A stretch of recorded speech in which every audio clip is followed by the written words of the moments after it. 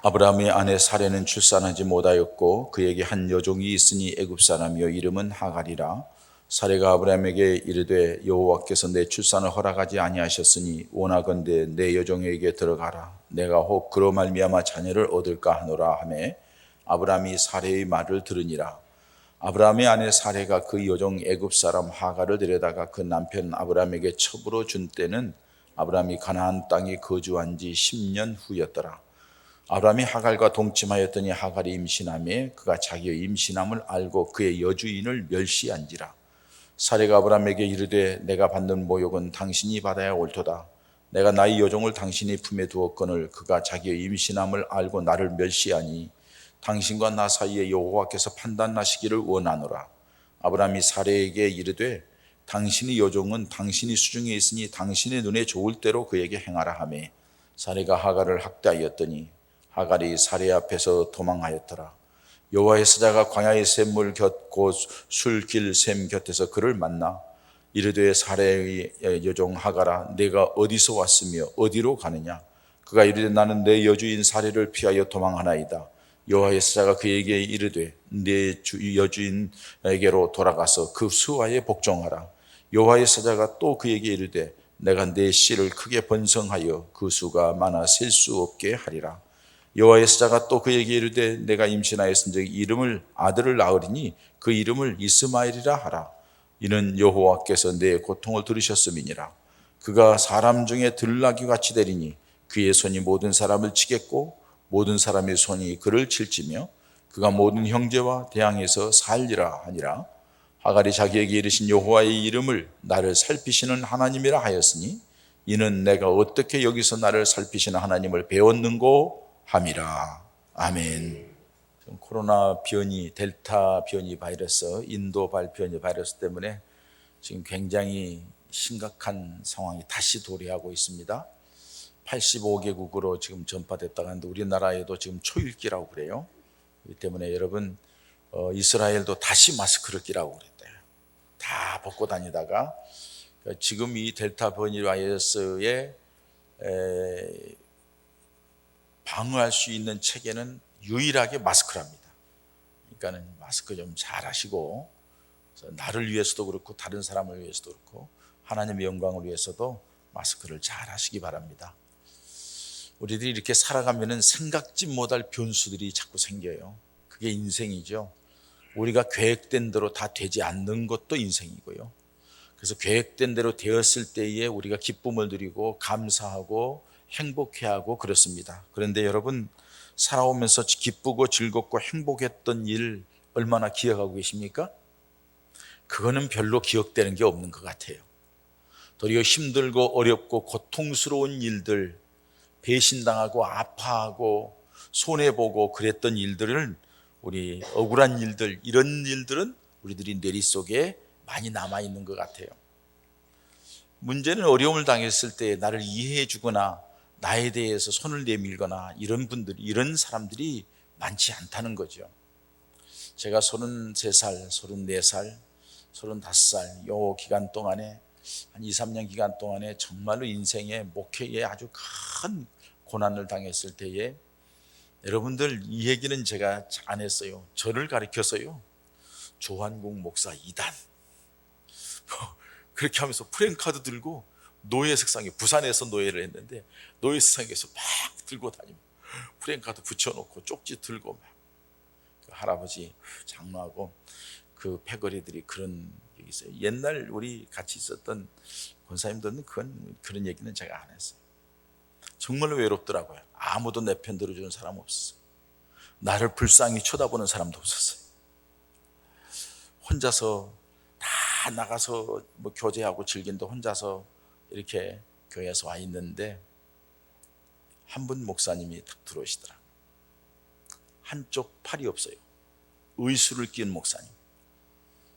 용유도에 있는 용유제일교회 목사님. 인천 용유도에. 그분이 오셨어요. 딱 한마디 하셨어요. 목사님 힘드시죠? 그 다음 말 한 게 저의 마음을 정말로 눈 녹듯이 녹였어요.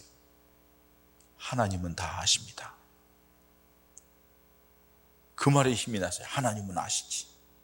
그래, 사람들은 다 사람들 따라 말 듣고 이렇게 해도 하나님은 아시지. 제가 그때 참 힘들었던 것 또 한 가지는요, 무슨 힘들고 어려움을 얘기를 하잖아요. 그러면요, 사람들이요, 네가 잘못해서 그렇지. 그것까지도 좋아요.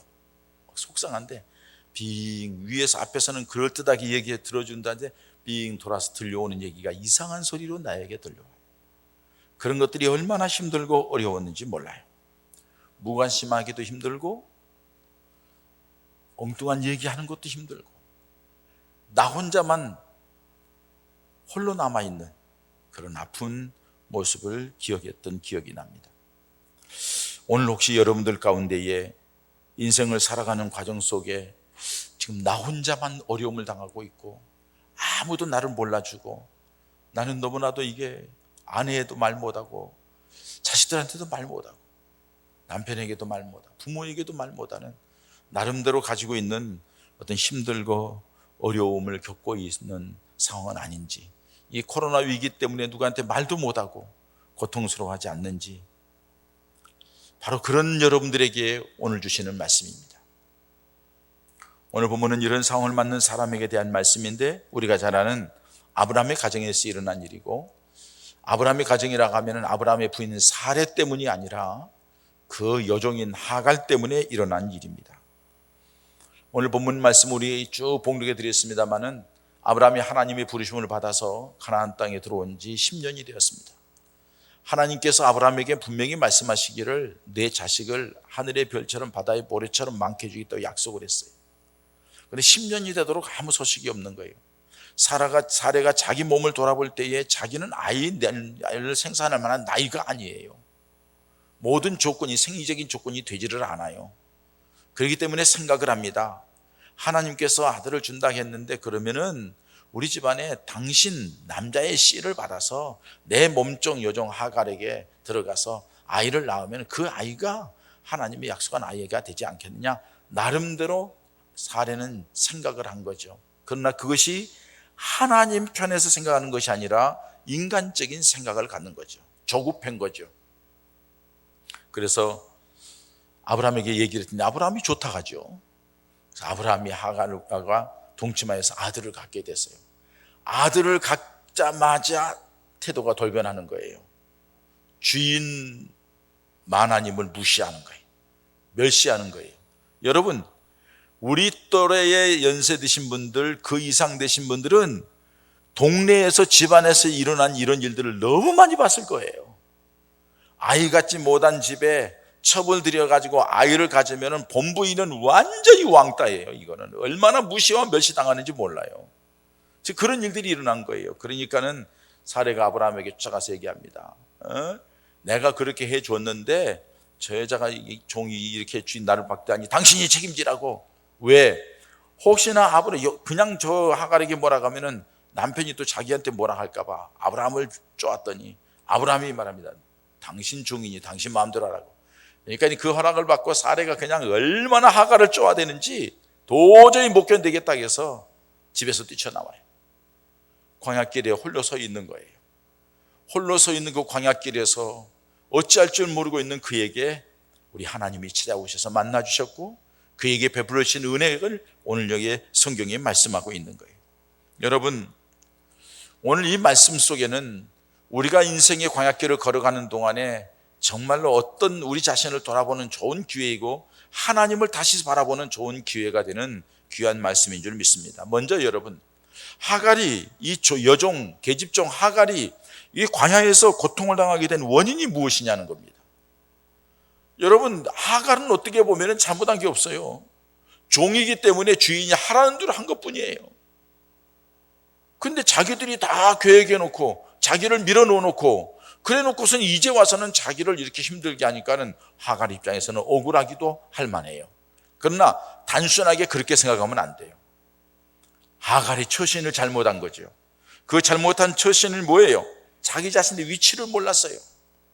자기가 아브라함의 씨를 잉태했다 할지라도 자기는 계집 종일 뿐이에요. 그런데 아브라함의 씨를 잉태하고 아이를 가졌다 해서 자기 자신이 주인인 것처럼 착각을 한 거예요. 자기 자신이 뭐 잘나고 따뜻하고 모든 것을 다 관리하는 것처럼 착각하고 있는 어리석음을 볼 수가 있습니다. 결국에는 이것 때문에 스스로 고난을 자처하고 고통 가운데 빠지게 되는 것을 볼 수 있습니다. 여러분, 우리는 그렇지 않나요? 우리들의 고통도 대부분 잘못된 판단에서 옵니다. 자, 우리 모두는 하나님의 특별한 은혜를 받은 사람들입니다. 세상 가운데서 하나님의 선택을 받았고 하나님의 은혜로 구원받은 하나님의 자녀가 되었고, 그래서 우리가 과거에 맛보지 못하고 알지 못했던 하나님의 은혜와 사랑으로 여러분들을 오늘 이 시간까지 이끌어 주셨어요. 때를 따라 돕는 은혜로 이끌어 오늘까지 왔어요. 근데 우리는 살아가면서 어떤 생각을 하느냐? 내가 노력하고 내가 열심히 뛰고 내가 재주가 있고 내가 능력이 있고 내가 똑똑해서 내가 이만큼 거머쥐었다고 그렇게 생각을 하는 거예요. 그렇게 생각하면서 어떻게 생각하냐? 내가 이제는 뭐든지 할 수 있다고 하나님을 등지고 홀로 광야길로 들어가는 어리석은 모습들을 볼 수가 있는데, 그 모습이 바로 하갈의 모습이 우리의 모습이 아니냐는 겁니다.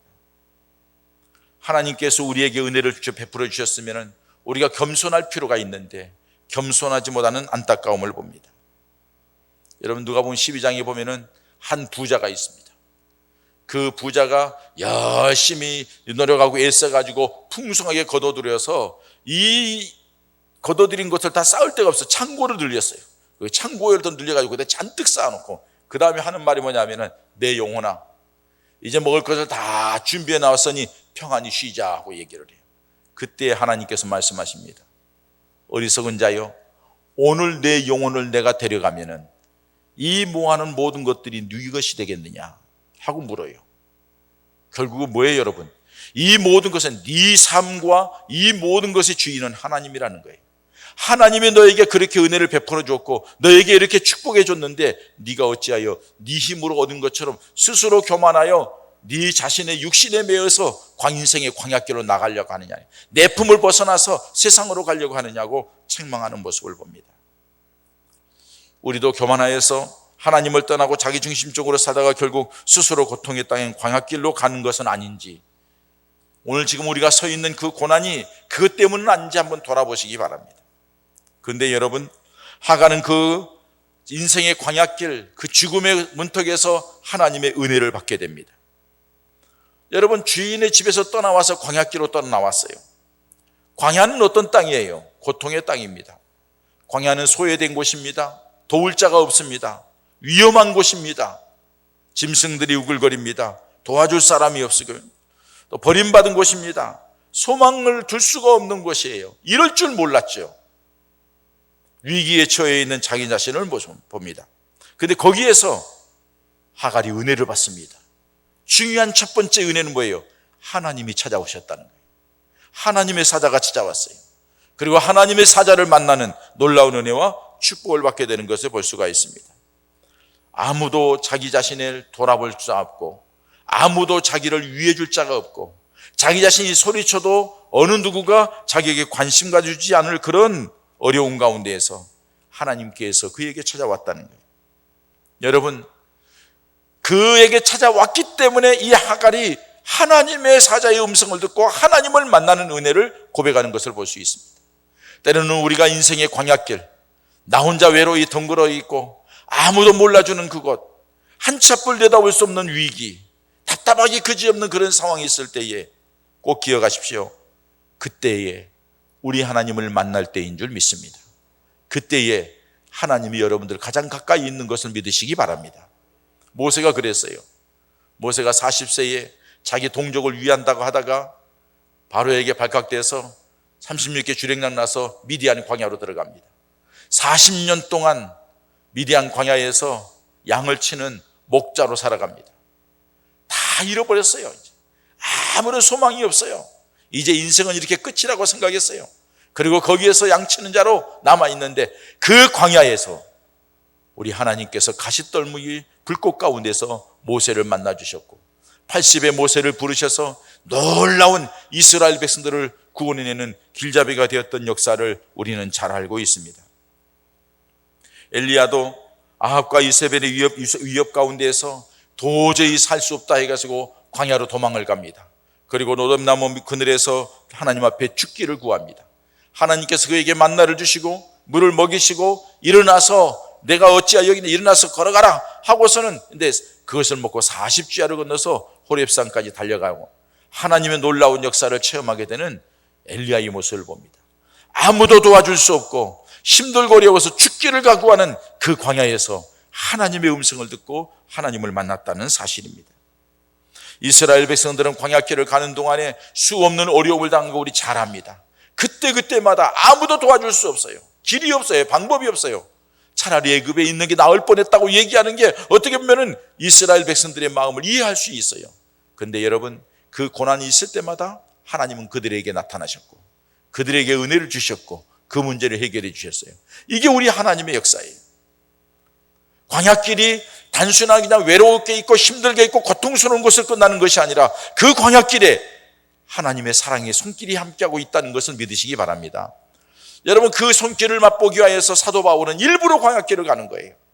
하나님의 다메섹 도상에서 하나님의 은혜를 받고 하나님의 은혜를 더 깊이 체험하기 위해서 일부러 아라비아 광야로 들어갑니다. 아무도 없는 곳, 하나님과 독대하는 곳, 그 광야길에서 하늘의 영광을 봅니다. 삼층천의 영광을 봅니다. 하나님의 음성을 듣습니다. 놀라운 역사를 체험하게 됩니다. 그리고서 더 능력 있는 하나님의 종이 되었던 것을 볼 수가 있습니다. 사랑하는 여러분, 인생의 고난의 길이고 고통의 길이고 답답한 길이고 광야에 나 혼자 덩그러니 혼자 있는 것 같이 생각될지 모르지만은 꼭 기억하십시오. 이제는 더 이상 끼웃끼웃거리고 자구우면할 게 아니라 자기 자신을 바라보다 자기 자신의 연약함과 한계가 있고 불쌍한 존재임을 깨닫고 이제는 눈을 하나님께로 돌리시기 바랍니다. 하나님이 만나주시는 놀라운 은혜가 있게 될 줄 믿습니다. 뿐만 아니라 하가는 자기 자신을 발견할 기회를 찾았어요. 이제야 정신이 든 거예요. 8절 9절에 와서 보면은 하나님의 사자가 하갈에게 묻습니다. 내가 어디서 와서 어디로 가느냐 하고 묻습니다. 내가 어디서 와서 어디로 가고 있냐? 나 사례를 피하여서 여주인 사례를 피해 도망가고 있습니다 하고 얘기를 해요. 하나님의 사자가 말하기를 내 여주인에게로 돌아가서 그 밑에서 복종해라. 네 할 일은 그거야. 네 살 길은 그 길이야. 너는 계집종에 불과하다 하는 것을 알려준 거예요. 너는 사례의 몸종일 뿐이라는 거예요. 네가 갈 곳은 종으로서 주인에게 복종하는 길이라는 거예요. 내가 아이를 가졌다 할지라도 아이를 가졌다 해서 내 신분이 변하는 게 아니라는 거예요. 너는 종일 뿐이라고. 내 자신이 있어야 될 건 내 위치를 바르게 하려고 하면서 돌려보내는 것을 봅니다. 그때 하갈은 자기 자신의 잘못된 모습을 압니다. 교만한 모습을 압니다. 자신이 있어야 될 것이 어딘 줄 압니다. 그리고서 자기 자신의 길 다시 돌이켜서 아브라함의 집으로 향하는 것을 볼 수가 있습니다.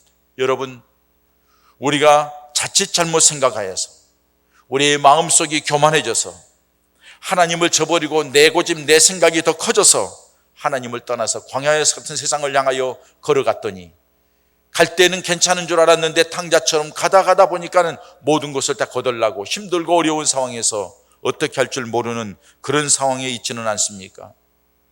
내가 가지고 있는 것은 내가 이만큼 이루었지, 내가 이렇게 됐지 하고서 자기 자신이 당당할 줄 알았는데 왠지 모르게 마음은 불안합니다. 답답합니다. 그리고 이 위기에서 내가 어떻게 해야 될 줄 모르는 그런 상황에 접해 있지는 않습니까? 기억하십시오. 우리는 연약한 존재입니다. 우리는 우리 힘으로 이 세상에 살아갈 만한 능력을 갖춘 존재가 아닙니다. 우리 인생은 하나님의 손에 있다는 겁니다. 하나님 품으로 돌아가야 되고 하나님의 은혜를 구해야 되고 하나님 앞에 나는 연약한 자이고 부끄러운 죄인이고 나는 하나님 앞에 교만한 자이고 하나님 내가 잘못했습니다 하고 다시 하나님께로 돌아가는 길, 그 길만이 살 길이라는 것을 기억하시기 바랍니다. 오늘 본문에 보니까 그 광야를 살아가는 동안에 자기 자신을 볼 뿐만 아니라 나는 그래 내가 종이지, 내가 아브라함의 씨를 얻었다고 해서 내가 달리 아브라함의 부인이 되는 게 아니지.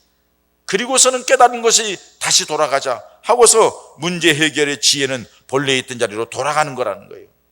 비록 잠시의 고통이 있을지 모르지만은 은혜 아래에 있던 곳으로 돌아가서 그곳에서 내가 감당해야 되겠다 하고 돌아가는 거예요. 사랑하는 여러분, 예수 믿는 것이 쉬운 건 아니에요. 우리 자신을 부인하고 십자가 지는 것이 쉬운 게 아니에요. 그러나 그 길을 걸어야만이 주님께 합당한 길이고 그 길을 걸어야만이 주님께서 이 땅에서 그 삶 속에 함께 하시는 놀라운 역사가 나타나고 그 길을 걸어야만이 하나님 나라에 가서 칭찬과 상급을 받게 될 줄 믿습니다. 그게 힘들다고 세상을 향하고 방황하고 이런저런 생각하고 복잡하게 생각하고 나름대로 울분을 가지고 있고 불그락불락하고 절대 손해예요. 아무것도 되지 않아요. 우리 위치를 알아야 돼요. 우리는 죄인일 뿐이에요. 우리는 하나님의 은혜로 하나님의 자녀가 되는 특권을 우리에게 주셨을 뿐이에요. 그런데 그 자녀가 되는 특권, 교회의 일꾼이고 중직을 맡았고 하나님의 특별히 사랑받은 것이 마치 자기가 뭘 얻은 것처럼 교만해서는 안 된다는 거예요. 그리고 그 교만을 내려놓고 이제는 주님을 향하여 다시 걸음을 옮겨가야 한다는 사실이에요. 그 길이 힘들고 어려운 일일지 모르지만, 자존심 상하는 길일지 모르지만, 그들이 여러 가지로 답답하고 속상할지 모르지만, 그러나 그 인간적인 속상함 답답함이 문제가 아니라 내가 사는 길이 그 길이기 때문에 하나님께로 아브라함에게 돌아갔던 것처럼 우리도 주님 품으로 돌아가야 되고 교회 중심으로 돌아가야 된다는 것입니다. 탕자가 아버지 것을 유산을 미리서 상속받아가지고 세상으로 나갈 때는 얼마나 좋았겠어요. 풍성하고 넉넉하니까 사람들도 친구들도 많았어요. 흥청망청 즐기고 살 때는 몰랐어요. 다 떨어지니까 다 친구도 떠나가고 아무도 자기 옆에 있는 사람이 없어요. 먹고 살기는 해야 되기 때문에 이곳저곳 끼웃거리다가 그저 이방인들이 돼지 치는 데 가서 결국에는 일자리를 얻어서 돼지를 쳐요. 거기에서도 마음대로 먹지 못하게 하니까 허기지니까는 돼지가 먹는 쥐엄나무 열매라도 먹으려고 그것을 먹으려고 했네. 그런데도 그 관리하는 사람이 야 돼지 쥐는 거 아깝게 왜 네가 먹느냐고 그것까지도 못 먹게 만드는 거예요. 얼마나 비참한 사람이 되었어요. 돼지만도 못한 인기가 뛴 사람이 되고 말았어요. 그때 그가 생각을 합니다. 우리 아버지 집에는 풍성하여서 종들이 풍성하고 넉넉하게 먹고 사는데 나는 여기서 뭐 하고 있나? 자기 자신을 돌아보는 거예요. 자기가 살 길은 여기가 아니고 아버지께로 가야 된다는 것을 이제 알게 돼요. 그리고서 뭐라고 그래요? 아버지 앞에 내가 아들이라고 얘기하기는 너무 부끄러우니 종으로라도 있게 해달라고. 그나마 그래야지 먹고 살고 살 수 있지 않겠는가 생각을 해요. 종으로 가겠다는 거예요. 그리고 아버지를 향하여 걸음을 옮겨갑니다. 아버지는 매일 밖에 나와서 기다리는 거예요. 이 아들이 틀림없이 돌아올 건데, 힘들고 어려워서 다시 돌아올 건데, 멀리서 터덜터덜 고개 푹 숙이고 걸어오는 그 모습을 보니 예전과 같지 않은 모습이잖아요. 아들의 모습이 분명해요. 아버지는 쫓아나갑니다. 냄새나는 아들, 돼지치다 온 아들, 냄새난다고 말하지 않습니다. 왜 이렇게 됐냐고 말하지 않습니다. 그리고서 그 아들을 끌어안고 자랐다고 등 두들기면서, 그리고서 옷을 벗기 목욕을 하게 하고 새 옷을 입히고 가락지 끼우고 신발 신기고 잔치를 벌립니다. 여러분, 우리도 비록 이 아들처럼 하나님의 곁을 떠나서 내 마음대로 살아보겠다 해도 이거 되지 않고 힘들고 어려운 상황에 있을 때에 더 이상 뭘 바라보고 있습니까? 어디를 끼웃거립니까? 여러분들을 위해줄 자 없습니다. 여러분들에게 길을 열어줄 자 없습니다. 여러분들을 도와줄 자 없습니다. 여러분들을 그 자리에서 끌어낼 자 없습니다. 여러분들을 풍요롭게 해줄 자가 없습니다. 독생자 예수님을 우리를 위하여 십자가에 죽이신 우리 하나님께서, 우리를 자녀 삼아주신 그 하나님께서 우리 보호자가 되는 줄 믿습니다. 우리들이 책임자가 되는 줄 믿습니다. 우리를 고난 속에서 끌어낼 것입니다. 우리를 가난 속에서 끌어낼 것입니다. 우리를 질병 가운데서 끌어낼 것입니다. 우리를 답답하고 힘들고 어려운 가운데서 하나님이 끌어낼 줄 믿습니다. 하나님께로 돌아가야 된다는 거예요. 그 길이 사는 길이에요. 하갈은 하나님 아브라함의 집으로 돌아가는 거예요. 그 길이 사는 길이에요. 그렇게 해서 그 길로 돌아갔듯이 우리들도 하나님께로, 교회 중심으로, 믿음 중심으로, 은혜 받은 그 자리로 돌아가야 될 줄 믿습니다. 그게 사는 길이에요. 하갈은 그냥 돌아갈 때에 그냥 돌아가지 않았어요. 그에게는 큰 소망을 안겨줬어요. 하나님께서 11절에서 14절에 보니까 하갈에게 얘기를 합니다. 여호와의 사자가 또 이르되 내가 임신하였은즉 아들을 낳으리니 그 이름을 이스마엘이라 하라. 이는 여호와께서 내 고통을 들으셨음이라. 하나님이 내 소리를 들었다는 거예요. 이스마엘이라는 거예요. 이스마엘이라는 아들을, 이 이름은 처음으로 하나님께서 이름을 지어준 이름입니다. 성경 전체 중에. 그 이스마엘이라는 아들을 얻었어요.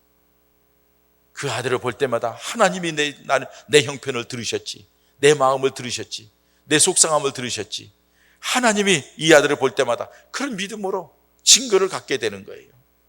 그리고서 뭐라고 그래요?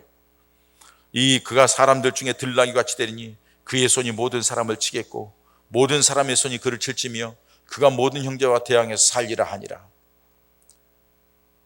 여러분, 이 얘기를 들었을 때 하갈은 무슨 생각을 했을까요? 이 아들이 막 크게 되고 능력 있게 되고 그걸 생각했을까요? 저는 그렇게 생각하지 않아요. 하나님의 말씀을 이랬지만은 이 말씀을 들었을 때 무슨 생각이 들었을까요? 살았구나. 그 길이 사는 길이구나. 이 아들, 내 뱃속에 있는 아이가 하나님이 살려주신다고 하는구나.